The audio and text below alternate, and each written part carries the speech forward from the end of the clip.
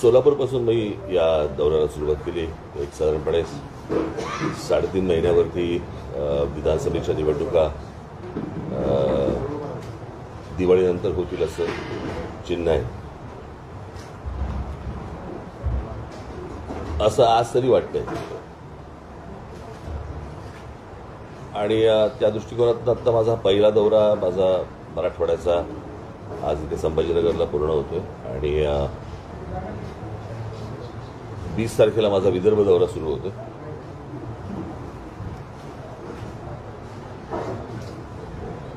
तुमच्याकडे काही बातम्या आल्या की मी दौरा आवरता घेतला वगैरे. कुठला आवरता घेतला मला कळलेलं नाही अजूनपर्यंत, कारण माझा दौरा पूर्ण झाला. मध्ये ज्या काही गॅप्स होत्या त्या मी उदाहरणार्थ हिंगोलीला मी राहणार होतो, हिंगोलीला राहायच्याऐवजी मी तिथून कव्हर करून परभणीला आलो वगैरे असं. तर ते आज हा दौरा पूर्ण होतोय माझा. सोलापूरपासून या गोष्टीला सुरुवात झाली आणि गेले अनेक दिवस मराठवाड्यामधलं वातावरण आणि मराठवाड्यामधलं एकूण राजकारण याविषयी पाहत होतो, ऐकत होतो आणि त्याची प्रचितीही आली.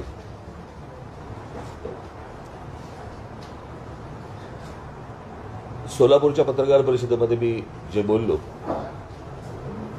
ते मला असं वाटतं सगळ्यांनी पाहिलं, ऐकलं. पण त्याच्यानंतर ज्या जाणीवपूर्वक बातम्या केल्या गेल्या त्या मला असं वाटतं थोड्याशा धक्कादायक होत्या. म्हणजे राज ठाकरेंचा आरक्षणाला विरोध, राज ठाकरे विरुद्ध मराठा समाज, काय वाटेल त्या हेडलाईन्स काही लागल्या.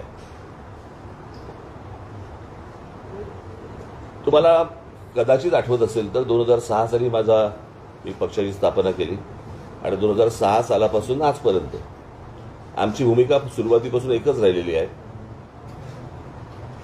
की आरक्षण द्यायचंच असेल तर ते आर्थिक निकषावरती द्यावं, ही आमची भूमिका पहिल्यापासून राहिलेली आहे. आणि त्याच्या उपर माझं असं म्हणणं आहे की महाराष्ट्राला खरं तर आरक्षणाची गरजच नाहीये.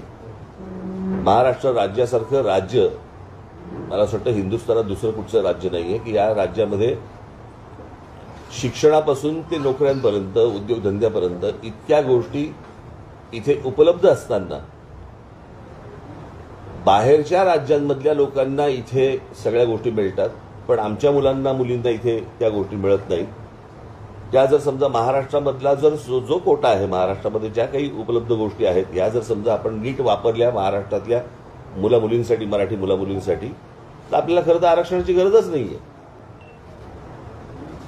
इतकं पुरून उरेल इतकं सगळ्या गोष्टी आपल्याकडे महाराष्ट्रामध्ये असताना आपल्याकडे या सगळ्या गोष्टी उभ्या राहत आहेत.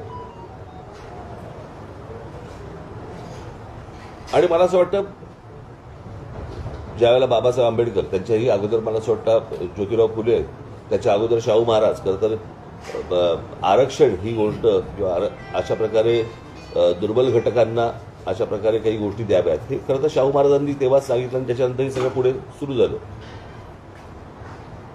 परंतु आर्थिक दृष्ट्या जो मागासलेला आहे अशांना आरक्षण द्यावं, कळलं का?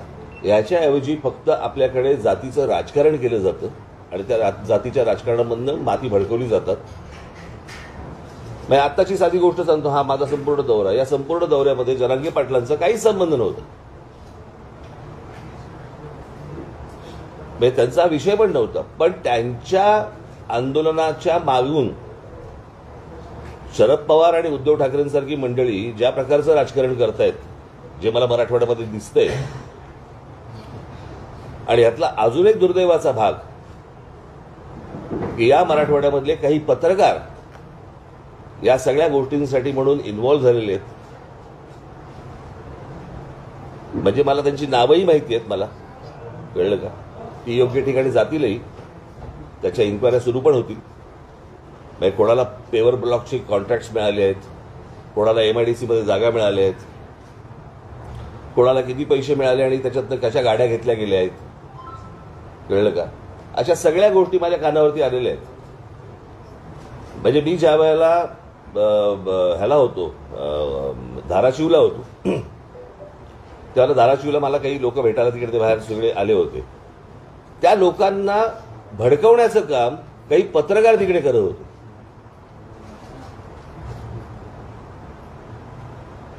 जेव्हा त्याला सांगितलं की तुम्ही वरती या, त्यावेळेला नाही चला खालती चला खालती चला हे सांगणारे पत्रकार होते.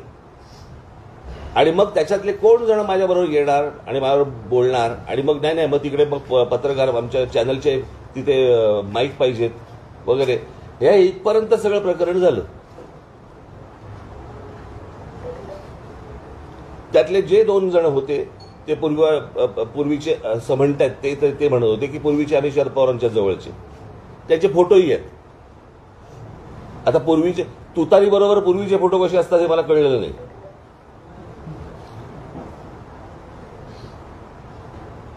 आणि उद्धव ठाकरे गटाचे तिथे अजून 2 जण होते. परवा दिवशी कुठेतरी मी नांदेडला असताना तिथे सर्किट हाऊसवरती एक कोणतरी 2-4 जण ओरडत होते. त्यातला एक जो माणूस होता त्यांचा शरद पवारांबरोबर आत्ताचा फोटो आहे. काल जे झालं त्याच्यामध्ये तर शिवसेनेचा जिल्हा प्रमुखच होता. म्हणजे या सगळ्या गोष्टींशी हे सगळं अख्खं काय झालंय, लोकसभेचा जो निर्णय लागला त्या लोकसभेच्या निर्णयानंतर ह्यांना वाटलं की मराठवाड्यामध्ये आपल्याला मतदान झालं. पहिली गोष्ट मला असं वाटतं शरद पवारांनी आणि उद्धव ठाकरे दोघांनी समजून घ्यायला पाहिजे की ते नरेंद्र मोदी आणि अमित शहा यांच्या विरोधातलं मतदान होतं, त्यांच्या प्रेमाखातर मिळालेलं मतदान नव्हतं. मी नेहमी सांगत आलो की विरोधी पक्ष हा कधी जिंकत नसतो, सत्ताधारी हरत असतात. आणि त्याच्यामुळे ते जे अँटी वोट जी त्यांना मिळाली, मुस्लिम समाजाने देशभर मोठ्या प्रमाणावरती जे अँटी मोदी वोटिंग केलं किंवा दलित बांधवांनी जे देशभर की संविधान बदलणार या सगळ्या गोष्टींसाठी, आता संविधान बदलणार हे भाजपचाच माणूस बोलला होता ना, इतर कोणी नरेटिव्ह केलेलंच नव्हतं. पण ते जे लोक भडकले होते ते मतदान या सगळ्या लोकांना झालं. इथे त्यांना असं वाटतंय की ते त्यांच्या प्रेमाखातर झालंय, ते त्यांच्या प्रेमाखातर नाही झालंय. आणि त्यांना असं वाटतंय की येणाऱ्या विधानसभेला देखील त्याच प्रकारची खेळी खेळावी. आणि याच्यासाठी आता काल तो शिवसेनेचा कोण तो जिल्हा प्रमुख ज्याला आमच्या पोरांनी मारला, नशीब पोलीसमध्ये पडले. प्रश्न असा आहे, तो ओरडत गेला 1 मराठा लाख मराठा म्हणजे काय, तर ह्यांना दाखवायचं की हे जरांगे पाटलांचं आहे. पण त्यांच्या आडून ह्यांचं विधानसभेचं राजकारण सुरू आहे हे मला असं वाटतं लोकांसमोर येणं गरजेचं आहे. मराठा बांधव असतील, भगिनी असतील, ओबीसी समाजातले बांधव असतील, भगिनी असतील, इतर समाजातले लोक असतील, ह्यांनी ही गोष्ट नीट समजून घेतली पाहिजे. शरद पवारांसारखा आज 82-83 वर्षाचा माणूस आज महाराष्ट्रामध्ये स्टेटमेंट करतो की महाराष्ट्रामध्ये मणिपूर होईल. म्हणजे या लोकांनी मणिपूर होऊ नये याच्यासाठी चिंता व्हायली पाहिजे. ते म्हणतात की मणिपूर होईल म्हणजे ह्यांच्या डोक्यात काय चालू आहे हे तुमच्या लक्षात येईल. पुढच्या 3-3.5 महिन्यामध्ये ह्यांना जेवढे काही दंगली घडवता येतील आणि जेवढ्या काही खास करून मराठवाड्यामध्ये जेवढ्या काही गोष्टी यांना घडवायच्या तेवढ्या घडवण्यासाठी म्हणून यांचे सगळे प्रयत्न सुरू आहेत. तुम्ही जर समजा शरद पवारांचं, मी माझ्या जाहीर सभेमध्ये पण सांगितलं होतं, शरद पवारांचं जर राजकारण तुम्ही बघितलं तर हे गेलं ते सगळं जेम्स लेन प्रकरणापासून यांनी सगळं सुरुवात केली आणि ते स्टेप बाय स्टेप एक जात झाली. कसं होतं, जातीबद्दल प्रेम हे वर्षानुवर्ष आहे, फक्त काय महाराष्ट्रात नाही देशात आहे स्वतःच्या जातीबद्दल प्रेम असणं. पण दुसऱ्याच्या जातीबद्दल द्वेष निर्माण करणं हे पवारांनी जेव्हा राष्ट्रवादी निर्माण केली त्याच्यानंतर हे सगळं सुरू झालं.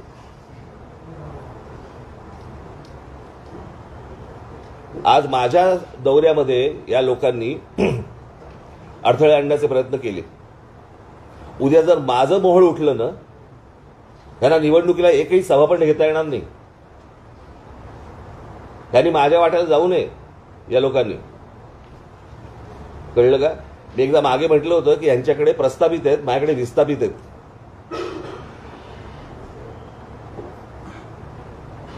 यांनी माझ्या नादी लागू नये या सगळ्या गोष्टींसाठी. तुम्हाला तुमचं राजकारण करायचंय, समाजामध्ये तेढ निर्माण करून विष घालवून ह्यांना कुठचं राजकारण करायचंय. आणि ह्यांच्या राजकारणाचा बेसच हा आहे. त्याच्यामुळे त्यांना असं वाटत असेल की आमचे एवढे खासदार निवडून आलेत, त्या खासदारकीवरती जाऊ नये या लोकांनी. कळलं का? यांचा जर राग त्या देवेंद्र फडणवीसांवरती असेल ना, तुम्ही राजकारण करताय ना, मग राजकारणामध्ये त्या पद्धतीने तुम्ही बोला. समाजामध्ये कशाला भांडणं लावतायत?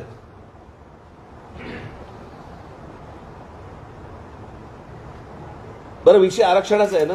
मला अजूनही आठवते 2003 त्याला पहिल्यांदा मराठा समाजाचा मोर्चा त्यावेळेला, ते जे नंतर जे आले ना मोर्चे, ते नंतरचे वेगळे. पण मराठा समाजाला आरक्षण मिळालं पाहिजे याचा पहिला मोर्चा त्यावेळेला इथे आला होता, मुंबईमध्ये आला होता. मला आजही आठवतो, त्याचा फोटो पण तुम्हाला कदाचित माझ्याकडे असेल तो फोटो. व्यासपीठावरती तिथे जिथे मोर्चा अडवला गेला तिथे भाजपचे लोक होते, राष्ट्रवादीचे लोक होते, काँग्रेसचे लोक होते, शिवसेनेचे लोक होते आणि बाकी इतर काही लोक होते. सगळ्यांनी एकमुखांनी तिथे सगळ्यांनी सांगितलं की मराठा समाजाला आरक्षण मिळालं पाहिजे. बरोबर? कोणी अडवलं मग पुढे? अडवलं कोणी पुढे? जर तुमचं सगळ्यांचं एकमत आहे तर तुम्हाला थांबवलंय कोणी?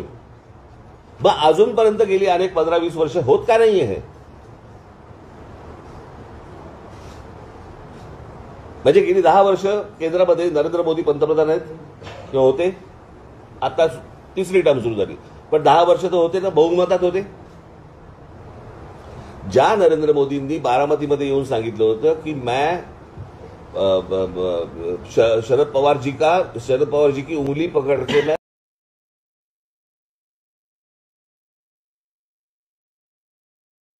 हे फक्त मतं मिळवण्यासाठीच आहे, त्याच्या पलीकडे काही नाहीये.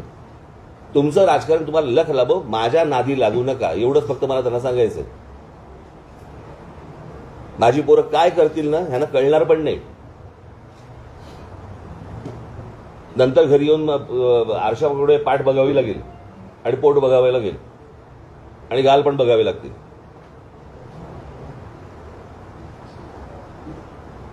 अत्यंत चिखल करून ठेवला या सगळ्या अख्ख्या राजकारणाचा या लोकांनी. म्हणजे जो महाराष्ट्र या देशाला दिशादर्शक होता, आपण म्हणायचो की बाबा हे प्रकारचं जातीचं राजकारण उत्तर प्रदेशमध्ये होतं, बिहारमध्ये होतं, बाकी झारखंडमध्ये होतं, अशा प्रकारचं राजकारण. मी तुम्हाला एक मागे उदाहरण पण दिलं होतं, आठवतं तुम्हाला?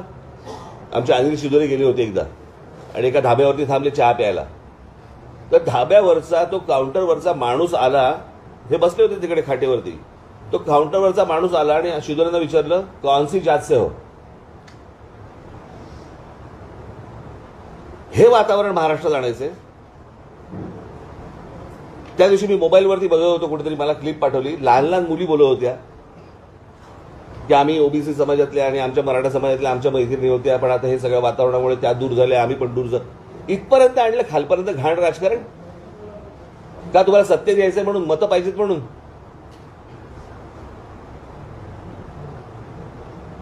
शरद पवारांकडे आज त्या वयाचा बुजुर्ग माणूस सत्ता नेता महाराष्ट्रात आता तरी नाहीये. पवारांनी भूमिका घ्यायला पाहिजे की हे असलं जातीचं राजकारण महाराष्ट्रात पसरता कामा नये, विद्वेष पसरता कामा नये. तुम्हीच हातभार लावताय त्याला, तुम्हीच सांगताय महाराष्ट्राचं मणिपूर होईल.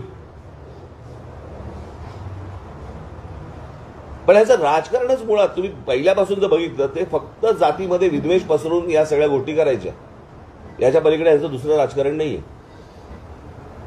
माझी फक्त मराठा समाजातल्या बांधवांना भगिनींना माझी विनंती आहे, ओबीसी समाजातल्या आहे, इतर समाजातल्या आहे, दलित बांधवांमधल्या तिथे पण आहे, ह्यांच्या नादी लागू नका. निवडणुका येतील, निवडणुका जातील, परंतु ही जखम बरी होणार नाही.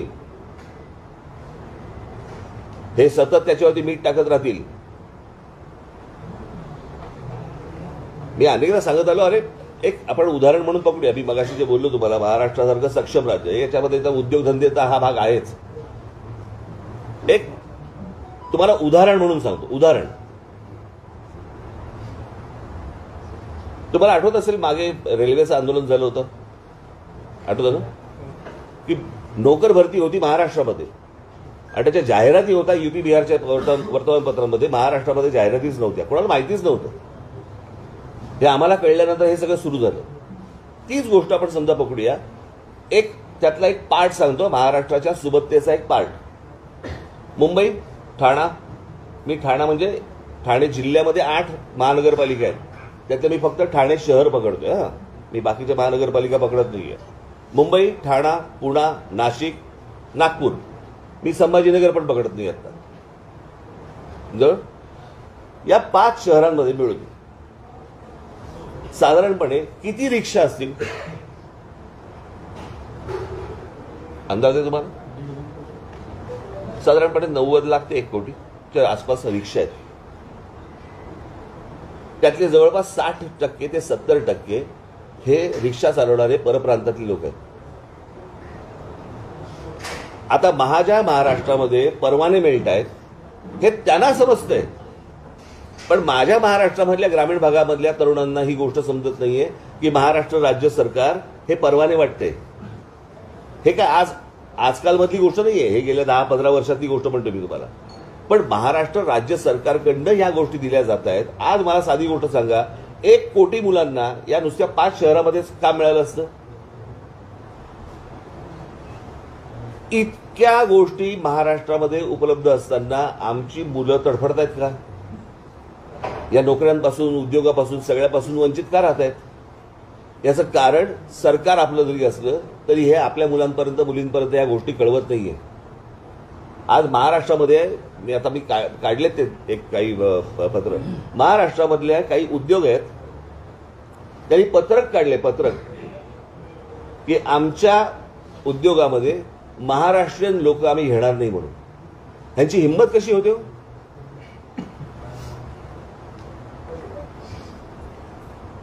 म्हणजे एवढ्या सगळ्या गोष्टी उपलब्ध असताना आम्ही आज फक्त भांडतो आहोत का? आज शैक्षणिक संस्था, इंजिनिअरिंग कॉलेजपासून सगळ्या शैक्षणिक संस्था सर्वात जास्ती कुठे आहेत भारतात? महाराष्ट्रात आहेत, बरोबर? त्या शैक्षणिक संस्थांचे मालक कोण आहेत? बहुतांशी मराठा समाजातले, बरोबर ना? आहेत ना? तरी मराठा समाजातली अनेक मुलं, लाखो मुलं ही शिक्षणापासून वंचित काय? ह्यांना कोण विचारणार प्रश्न? हे यांनी या सगळ्या गोष्टी सत्तेतनं उभ्या केल्या, यांना कोणी विचारणार? म्हणजे ह्यांना कोणी विचारायचं नाही. सरकार सरकारच्या बाजूने, हे यांच्या राजकीय पोळ्या भाजत बसणार, कोणाच्याही खांद्यावरनं बंदुका चालवणार आणि इथे आम्ही डोकी फोडत राहणार समाजामध्ये. मला असं वाटतं महाराष्ट्रातला समाज हा सुज्ञ आहे, त्याला या सगळ्या गोष्टी समजतील. आणि मला, तुम्ही सगळे पत्रकार बांधव आहात, मला तुम्हाला फक्त एवढंच सांगायचंय, तुमच्यातले जे काही अशा प्रकारचे विष काढवणारे किडे असतील, मला असं वाटतं त्यांना तुम्हीच वेळीच बाजूला सारणं गरजेचं आहे किंवा त्यांना एक्सपोज तरी करणं गरजेचं आहे. हे एकदा हाताबाहेर प्रकरण गेलं ना, नंतर आवरता येणार नाही.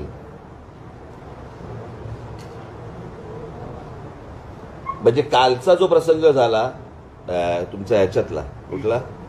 बीडला, त्याच्यात 3 पत्रकार सापडले तर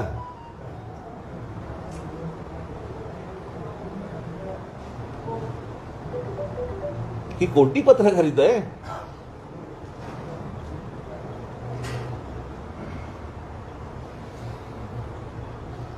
सो मला असं वाटतं की मी हा सगळा दौरा पूर्ण करून मी आता मुंबईला जाईन. 20 तारखेला माझा विदर्भाचा दौरा सुरू होईल. बघू काय विघ्न आणतात ते, आणि ते विघ्न त्यांच्या गळ्यात कशी घालता येतील ते आम्ही पाहू.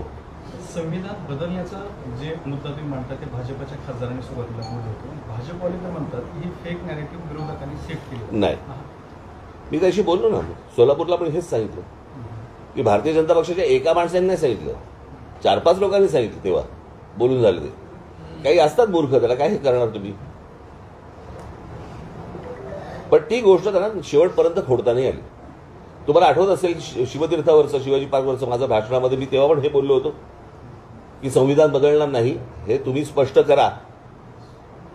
आठवतं ना तुम्हाला? मी त्या भाषणामध्ये सांगितलं होतं मी, पण ते शक्य नाही झालं त्याला. मराठा आरक्षणाबाबत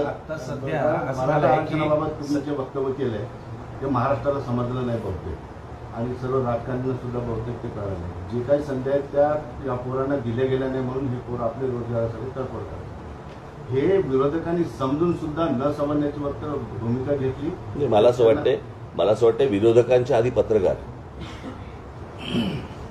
मराठा समाजाला, आरक्षणाला राज ठाकरेंचा विरोध, ही पहिली बातमी कोणी लावली ना, तिथून पुढे गेलं ना सगळं प्रकरण. राज ठाकरे विरुद्ध मराठा समाज ह्या बातम्या कोणी लावल्या? म्हणजे पहिल्या बातम्या इथून आल्या, बरोबर आहे, आणि मग बातम्या आल्यावरती ज्यांना जे हवं होतं किंवा ज्यांनी जे सांगितलं होतं त्याप्रमाणे त्यांनी बातम्या लावल्या, ते समोर आलं, उघड झालं.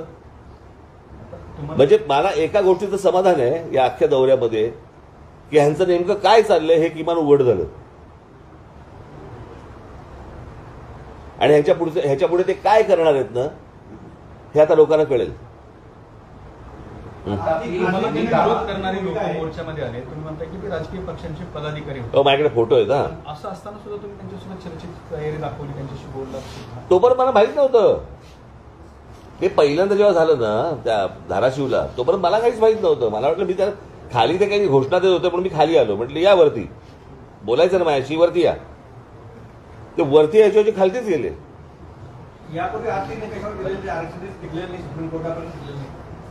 मला हे बघा प्रश्न असा आहे, मला एवढंच म्हणायचंय, हा आपण ज्याला आपण आर्थिकदृष्ट्या जो मागासलेला आहे त्याला वरती आणलं पाहिजे असं सगळ्यांची इच्छा आहे ना. समजा माझी इच्छा आहे, मी शरद पवारांची मुलाखत घेतली होती पुण्याला, काढून बघा हा प्रश्न मी त्यांना विचारल्यावरती त्यांनी सांगितलं होतं आर्थिक निकषावरतीच आरक्षण दिलं गेलं पाहिजे. टिकत म्हणजे कोणी टिकवायचं नाही, टिकवायचं कोणी टिकवायचं, शेवटी बघा प्रश्न असा आहे, शहाबानू प्रकरणामध्ये जर समजा सुप्रीम कोर्टाचा निर्णय फेटाळण्याची ताकद जर लोकसभेमध्ये आहे तर लोकसभाच आहे ना. उद्धव ठाकरे हीच भूमिका घेतली की ते म्हणते की उद्धव ठाकरे हीच भूमिका घेतली, आरक्षणाची मर्यादा वाढली पाहिजे तरच ते आरक्षण देता येईल. तुमच्या त्याच्याबद्दल काय भूमिका, म्हणजे 50% कॅप जी आहे, मर्यादा 50% वाढवणं केंद्राच्या हातामधला हा निर्णय आहे. मला असं वाटतं की खरी गरज कोणाला आहे ना ते पहिलं तपासणं गरजेचं आहे. कळलं का? हे तुम्ही टक्क्यात जाऊच नका. या टक्क्याला काय अर्थ आहे? निवडणुका आल्या की भाजपकडनं सातत्यानं आरक्षणाचे वादे केले जातात. धनगर आरक्षणाच्या बाबतीत सुद्धा त्यांनी असाच पद्धतीचा मागच्या निवडणुकीच्या आधी त्यांनी वादा दिला आणि त्यानंतर 5 वर्ष हा मुद्दा तसाच राहिला. भाजप सुद्धा या जातीय राजकारणाचा वापर करते असं वाटतं तुम्हाला? केलाच ना, त्यांनी पण केलंच की. माझं तेच तर म्हणणं आहे ना की हे सगळे मिळून, परंतु या सगळ्या ह्याच्यामध्ये आता गेल्या लोकसभेनंतर जे सुरू झालंय त्याच्यानंतर काय शरद पवारांची राष्ट्रवादी आणि उद्धव ठाकरेचा काय जो गट जो असेल तो, हे ज्या हिरिरीने पुढे आलेत विष पसरवायला ते जर जास्तीच आहे.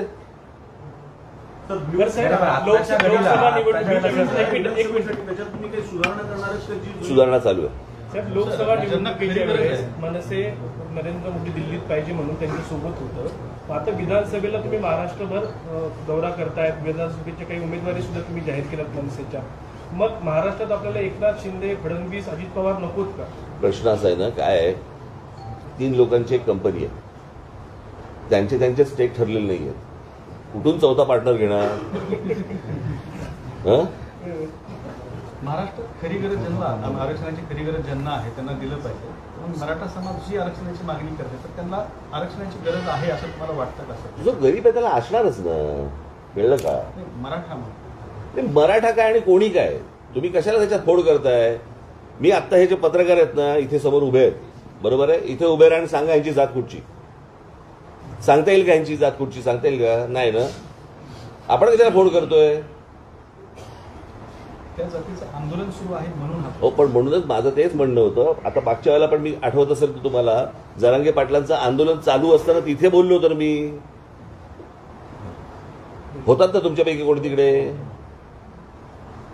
की तो टेक्निकल प्रॉब्लेम आहे. आणि कसं आहे, हा फक्त महाराष्ट्रातल्या मराठा समाजाचा विषय येत नाही. एक जर विषय आला तर बाकीच्या राज्यांमधल्या जे इतर जाती आहेत त्यांचाही विषय येतो भर, आणि त्या बाकीच्या राज्यांमध्ये कोणी काढायला तयार होत नाहीयेत. जाती मतांचं राजकारणच सगळे पक्ष डोळ्यासमोर ठेवण्यात ना. सगळ्या पक्षांचा एकच अजेंडा दिसतो, जातीय. बघा, माझं असं म्हणणं आहे, माझं सांगणं कोणाला आहे? राजकीय पक्षांना नाही आहे. माझं सांगणं समाजाला आहे की हे जे विष कालवत आहेत, ह्या विष कालवण्याला तुम्ही थारा देऊ नका. एवढंच फक्त माझं म्हणणं आहे. कारण ह्याच्यामधले काही जे मुठभर आहे हे फक्त हे तुम्हाला सांगतो 3.5 महिन्यानंतर ना हे कोणी दशणार, यांचं काम आटपलेलं असेल. विषय नीट समजून घ्या. आणि बघा, तुम्ही माझ्याकडनं काही बदलून घ्यायचा प्रयत्न करत असाल, मी बोलीन पण इतके अज्ञानी पण दाखवू नका.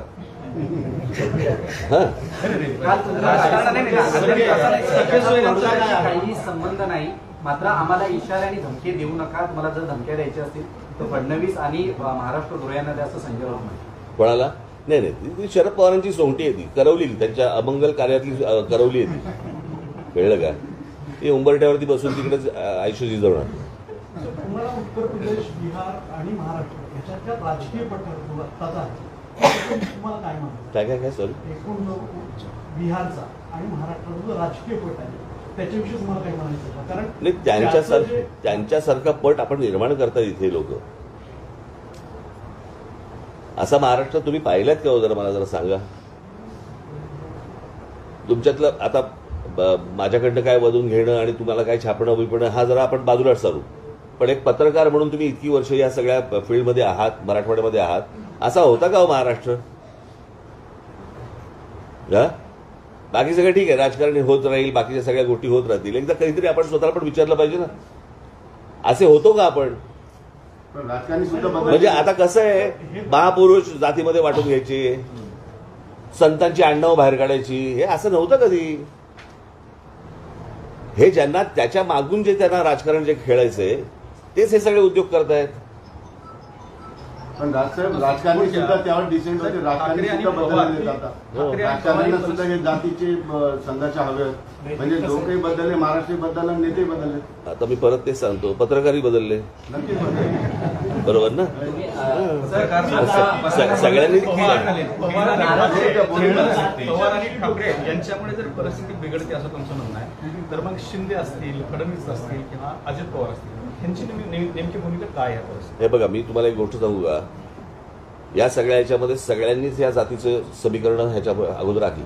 पण हे ज्या प्रकारचे तीव्रपणे जे विष कालवत आहेत, असं मी तुम्हाला एक अजित पवारांबद्दल एक गोष्ट तुम्हाला सांगतो. हे ज्या वेळेला शरद पवार ज्या वेळेला बरोबर होते ते बरोबर, आणि पवारांचं हे सगळं राजकारण सुरू होतं ना जेव्हा, बरोबर, ते जेम्स लेन बिम्सलेन, मी तुम्हाला नक्की खात्रीलायक सांगतो, अजित पवार कधी जातीच्या राजकारणामध्ये कधी पडले नाहीत,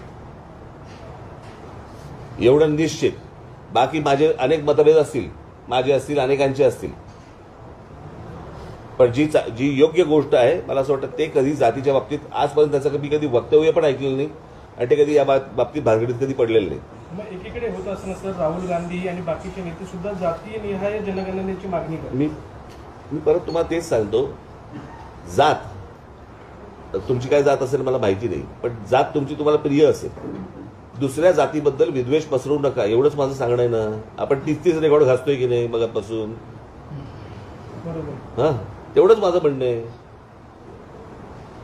जातीचं राजकारण हे काही नवीन नाहीये महाराष्ट्राला आणि देशाला, पण ह्या प्रकारचं राजकारण तुम्ही ह्याच्या अगोदर कधी पाहिलं नसेल.